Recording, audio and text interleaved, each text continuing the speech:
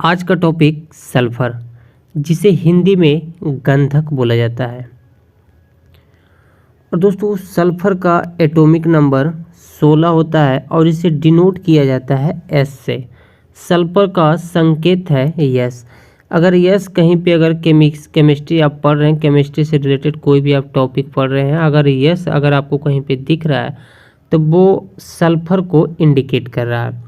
Sulphur के बारे में कुछ और इम्पोर्टेंट फैक्ट्स हैं जिसे आपको ध्यान में रखना है, क्योंकि इससे रिलेटेड एग्जाम में अधिकतर बार क्वेश्चन आ जाते हैं, क्योंकि ये इम्पोर्टेंट है। अगर सल्फर पृथ्वी पर अगर प्रेजेंट की बात की जाए कि ये हमारे पृथ्वी पर कितना परसेंट उपस्थित है, तो 0.05%। 0.05% सल्फर गंधक पृथ्वी पे प्रेजेंट है।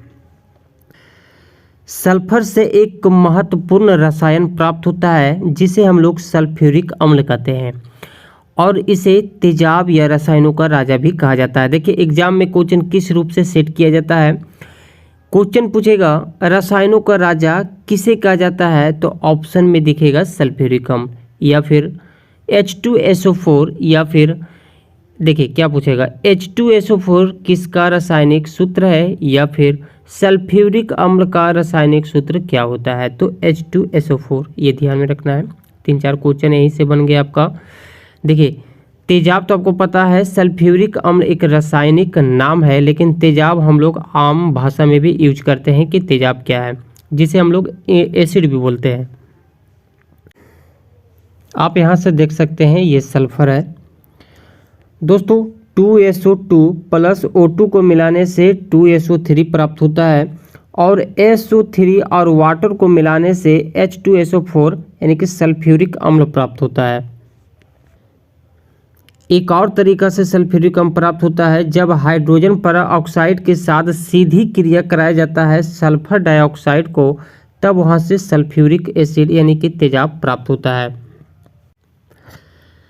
सल्फ्यूरिक अम्ल का उपयोग कहाँ किया जाता है, तो दोस्तों कार के बैटरियों में सल्फ्यूरिक अम्ल तेजाब का उपयोग किया जाता है। क्वेश्चन में पूछता है कि कार बैटरियों में कौन सा अम्ल का प्रयोग किया जाता है, तो सल्फ्यूरिक अम्ल का प्रयोग किया जाता है। विस्फोटक पदार्थ बनाने में तेजाब का उपयोग किया जाता है, सल्फ्यूरिक अम्ल का उपयोग किया जाता है। डिटर्जेंट उद्योग में भी सल्फ्यूरिक अम्ल का उपयोग किया जाता है।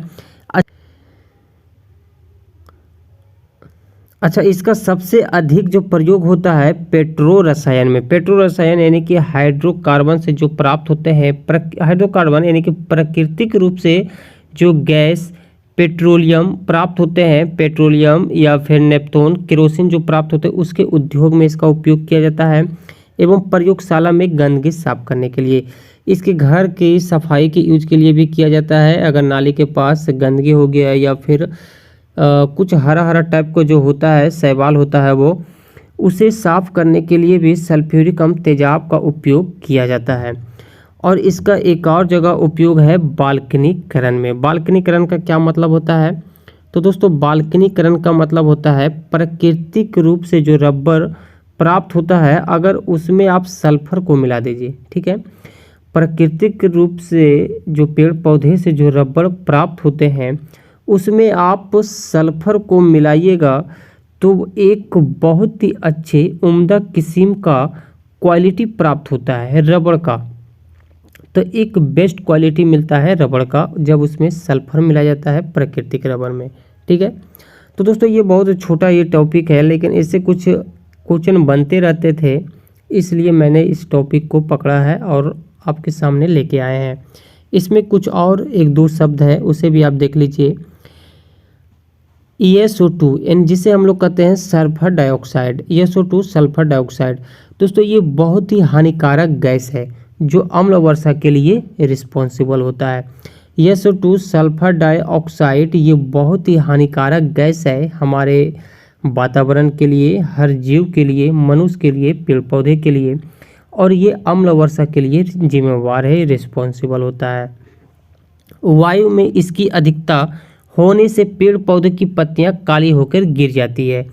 दोस्तों सल्फर डाइऑक्साइड अगर वातावरण में अधिक हो गया है तो पेड़ पौधे की पत्तियां पे बहुत ही बुरा असर पड़ता है। इस पे ये पत्तियां काली कर देती है, यानी कि वो नष्ट हो जाता है और वो पृथ्वी पे गिर जाता है। अच्छा, SO2 सल्फर डाइऑक्साइड जो इतना खतरनाक गैस है, तो ये निकलता कहाँ से है? तो उद्योगों से।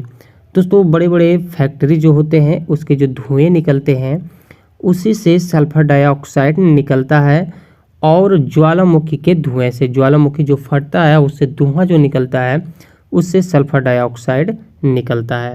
ठीक है दोस्तों, यही कुछ इम्पोर्टेंट थे इसके बारे में फैक्ट्स जो मैंने आपके सामने रखा था। आप इसे ध्यान में रखिए, इससे क्वेश्चन बनते रहते हैं। तो सो गाइज इस एग्ज़ाम के नज़र से ये इम्पोर्टेंट है।